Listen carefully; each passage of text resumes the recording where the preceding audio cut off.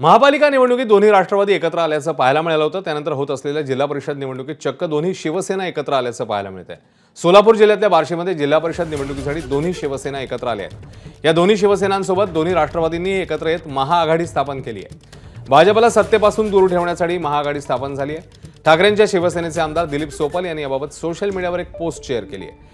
याच निवडणुकीच्या प्रचारासाठी आयोजित केलेल्या मेळाव्याला येण्याचं आवाहन या पोस्टरच्या माध्यमातून त्यांनी केलंय. या पोस्टरवर उद्धव ठाकरे आणि एकनाथ शिंदेंचा फोटो पाहायला मिळतोय. त्यामुळे या महाआघाडीची सध्या जोरदार चर्चा आहे.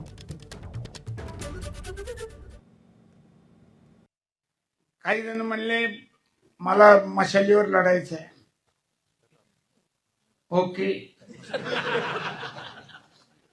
काही जण म्हणले घड्याळ पाहिजे, घड्याळ घेऊन टाका.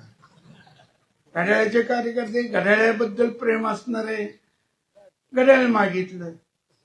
काही जण म्हणले मग बाणाने काय केलं, बाण आम्हाला पाहिजे, बाण घेऊन उभा राहा.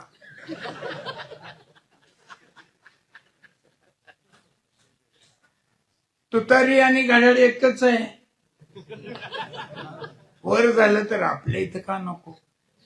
ते म्हणले वेगळे तुतारी लोक गळ्यात आहेच तुतारी. असं हे सगळं जमून आलेलं आहे.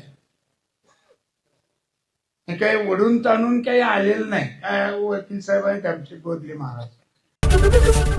एबीपी माझा, उघडा डोळे बघा नीट.